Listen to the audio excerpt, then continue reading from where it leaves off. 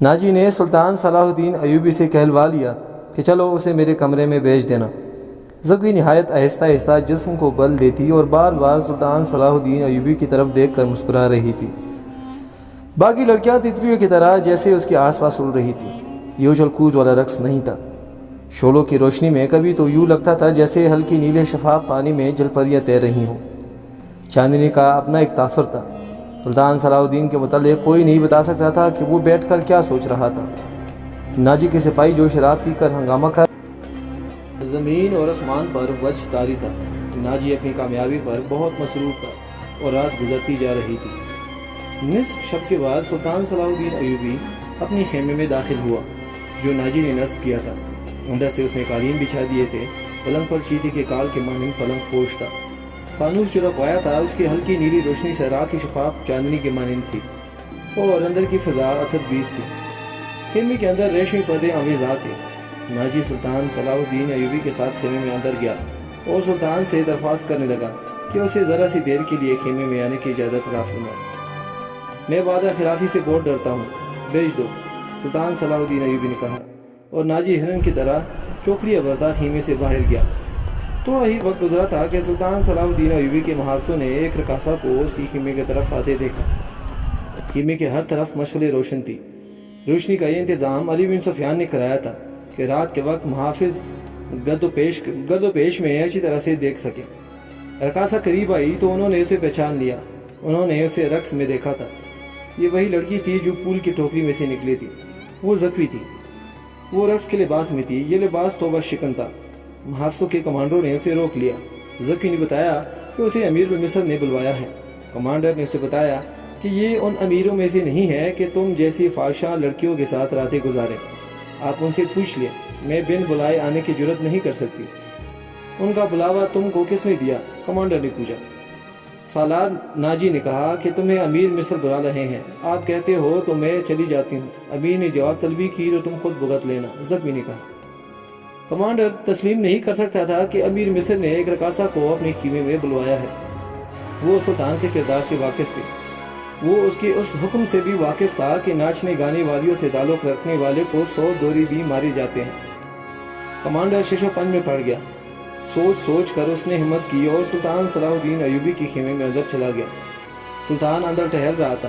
Commander نے ڈرتے ڈرتے کہا، باہر ایک رقاصہ کڑی ہے، کہتی ہے کہ حضور نے اسے بلوایا ہے، اسے اندر بھیج دو، سلطان صلاح الدین ایوبی نے کہا۔ کمانڈر باہر نکلا اور زکوی کو اندر بھیج دیا۔ سپاہیوں کو توقع تھی کہ ان کا امیر اور سالار اس لڑکی کو باہر نکال دیں گے۔ وہ سب سلطان صلاح الدین ایوبی کی گرجدار آواز سننے کے لیے تیار ہو گئے تھے، لیکن ایسا کچھ نہیں ہوا۔ رات گزرتی جا رہی تھی۔ اندر سے دھیمی محافظ دستے کا کمانڈر بے قراری کے انداز میں ٹہل رہا تھا۔ تو ایک سپاہی نے کہا، کیا یہ حکم صرف ہمارے لیے ہے؟ کسی فحشہ کے ساتھ تعلق رکھنا جرم ہے؟ ہاں، حکم صرف ماتحت اور قانون صرف رائے کے لیے ہوتا ہے، کمانڈر نے کہا۔ امیر مصر کو درے نہیں لگائے جا سکتے، بادشاہوں کا کوئی کردار نہیں ہوتا۔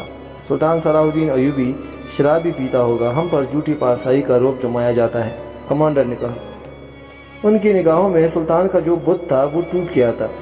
اس بت میں سے ایک عربی شہزادہ نکلا جو عیاش تھا، فرسائی کے پردے میں گناہ کا مرتکب ہو رہا تھا۔ ناجی بہت خوش تھا۔ سلطان صلاح الدین ایوبی کی خوشنودی کے لیے اس نے شراب سونگھی بھی نہیں تھی۔ وہ اپنی خیمے میں بیٹھا مسرت سے جھوم رہا تھا۔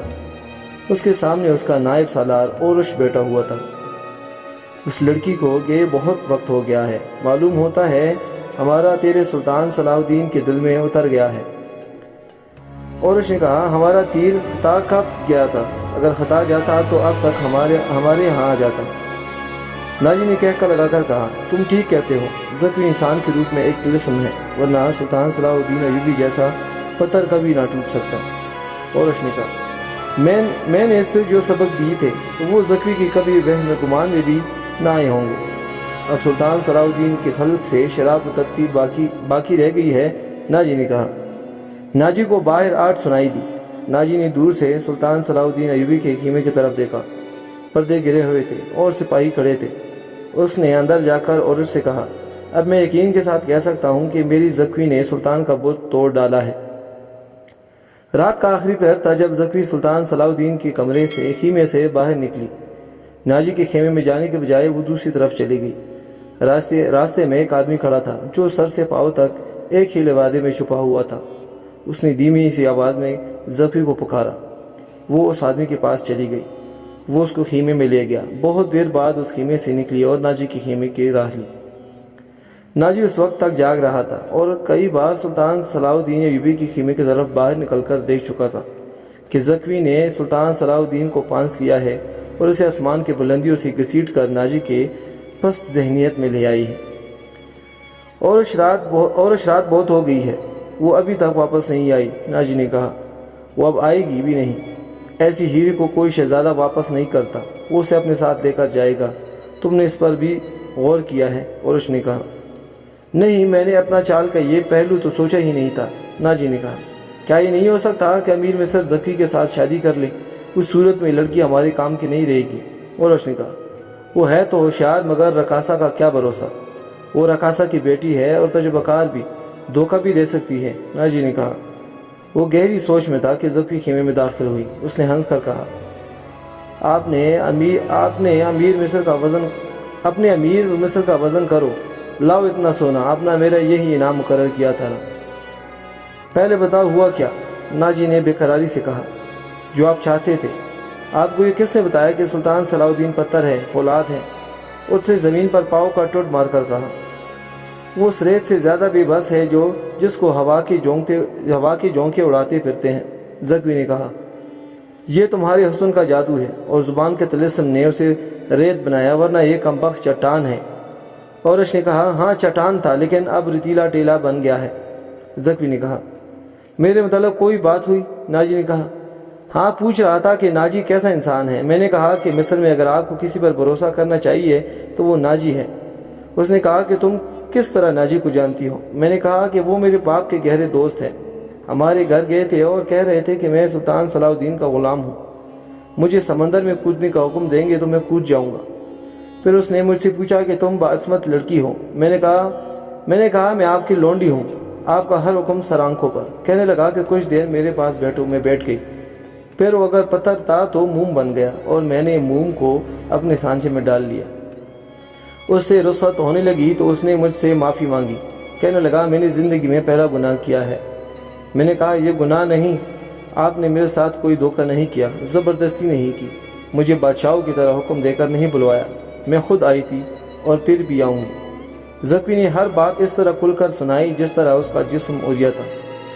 ناجی نے جوش کے مسرت سے پاگل ہوتا جا رہا تھا اور اس زکوی کو خراج تحسین اور ناجی کو مبارکباد دے کر خیمے سے نکل گیا۔ صحرا کے اس پراسرار رات کی کوک سے جس صبح نے جنم لیا وہ کسی بھی صحرائی صبح سے مختلف نہیں تھی، مگر اس صبح کے اجالے نے اپنی تاریک سینے میں ایک راز چھپا لیا تھا جس کی قیمت اس سلطنت اسلامیہ جتنی تھی، جس کی قیام اور استحکام کا خواب سلطان صلاح الدین ایوبی نے دیکھا اور اس کی تعبیر کا عزم لے کر جوان ہوا۔ گزشتہ رات اس صحرا میں جو واقعہ ہوا اس کے دو پہلو تھے۔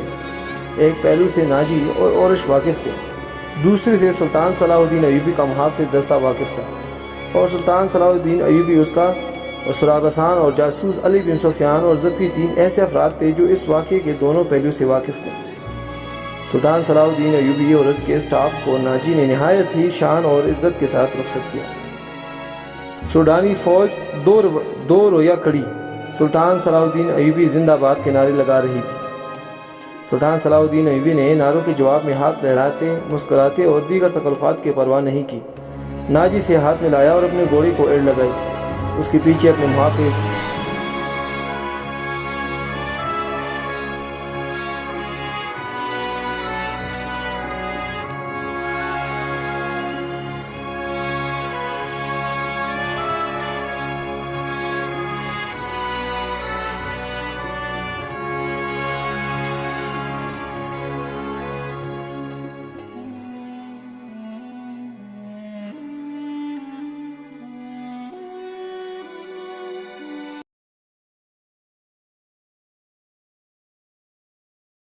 دوستو، اگر آپ ہمارے چینل پر نئے ہیں اور ایسی موٹیویشنل اور سبق آموز ویڈیوز دیکھنا چاہتے ہیں تو ہمارے چینل کو سبسکرائب کریں اور بیل آئکن پر کلک کریں تاکہ ہماری ہر نئی آنے والی ویڈیو آپ کو بلا تاخیر ملتے رہیں۔